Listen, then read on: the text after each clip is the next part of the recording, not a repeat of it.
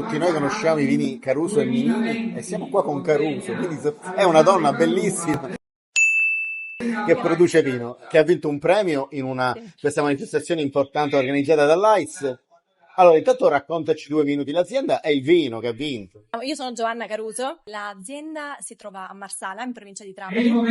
I nostri vigneti sono in una zona collinare a Salemi, all'incirca a 450 metri di altezza sul livello del mare. Puntiamo molto sull'identità del nostro territorio e sui vitigni tipici del nostro territorio.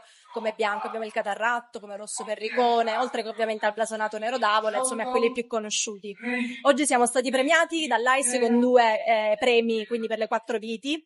Uno dei 2 premi è andato a Nino 2014, che è un vino molto particolare, perché è un vino che è dedicato a mio nonno, che appunto si chiamava Nino, ed è la persona grazie alla quale noi abbiamo oggi quello che abbiamo e siamo ciò che siamo. Quindi insomma è un vino a cui siamo particolarmente legati. L'altro premio AIS e le altre 4 viti sono andate al nostro Syrah Riserva, che è un altro, diciamo, rosso nostro importante di punta, quindi siamo contenti dei risultati. Sono fortunata perché ho alle spalle comunque diciamo, mio padre che ha una grande conoscenza del mondo del vino e veramente ho la possibilità di fare tesoro ogni giorno della sua esperienza. Sicuramente l'arrivo mio e di mia sorella, diciamo, in azienda come nuova generazione ha portato comunque quella freschezza in più fra le botti che prima magari non c'era, però ecco, facendo sempre tesoro di quello che siamo stati. Ci vuole l'uno e ci vuole l'altro. C'è stato un panel da poco finito, Sì. organizzato proprio da S Sicilia. Abbiamo fatto noi un talk, abbiamo partecipato noi questa mattina sulla next generation, quindi sulla nuova generazione che si sta facendo sempre più spazio,